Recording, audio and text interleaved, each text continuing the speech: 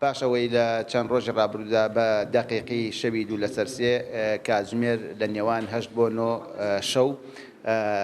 لە کۆمپانیای نۆژن سیتی لە ناحیەی ڕزگاری لە کۆمپانیاکە دزیە کرا.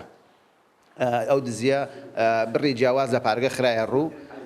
سەرەتا سکاڵا لەلایەن لە پۆلیس تۆمارکە لەلایەن سکاڵاکار و خاوەن کۆمپانیاکەوە توان نەگەیشتە سەرەدا و ئەو دۆسیەیە لەژێر چاودێری بەڕێز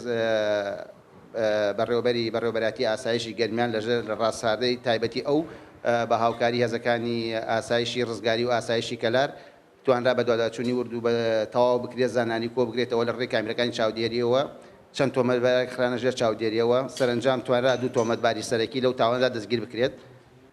ئەم دۆسەیە لەسەر بڕیاری بەڕێز لادۆری لێکۆڵینی کەلار دوو تۆمەتبارەکە